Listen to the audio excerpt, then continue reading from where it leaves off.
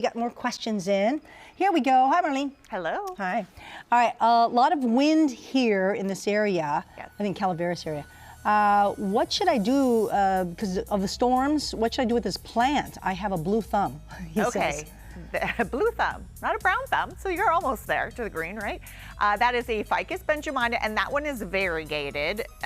So yeah, if the wind comes along, so what I would do is just rotate it so those taller limbs sort of get supported by the corner. But more importantly, what I want to talk about here is the fact that the bottom's variegated and the top has lost its variegation. So if you want to keep it variegated, you actually have to cut off the non-variegated part, meaning the leaves that are just solid green. Don't do that now. You don't want to prune any evergreens that are slightly tropical. You don't want to expose all the leaves that are hidden right now to the frost. But you can either stake it, rotate it, leave it as it is if you don't mind it losing its variegation, or in the spring remove the green parts. And of course, yes, it is going to be much shorter, but it'll grow eventually. All right, this one here.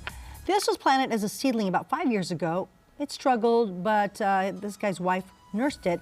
Now it's blooming 5-6 times a year. We live in the foothills. It's not supposed to grow here. Why is it thriving?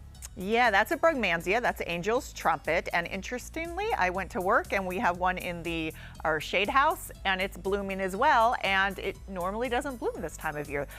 The foothills, yes, it could grow, but it's knocked back by the frost. So even here in the Central Valley, if it gets too cold and it's exposed, it'll die all the way down to the ground. Here, it's a little protected. It looks like it's growing under the understory of other plants. I know I've only had a few frost dates at my place, so it's been a little bit warmer. So that's why it's just protected, possibly haven't had as much frost. Don't be worried if you do lose all the leaves. That's normal. A lot of times all the herbaceous soft woody stems will die back, and it'll die back to anything that's woody, and then it'll come back. And also remember, all parts of that are toxic. So if you have kids or pets, don't let them eat it. All right, and this final question is, what is eating my flowers? Yeah, so it looks like Astromeria, which is it's Peruvian lily, and that's just classics, earwigs and or snails and slugs. Snails and slugs, yes, I know. They eat the large chunks. Earwigs will do the little holes in there, so it's a little hard to tell if it's one or the other. If you see snail trails, then you know that that's the case.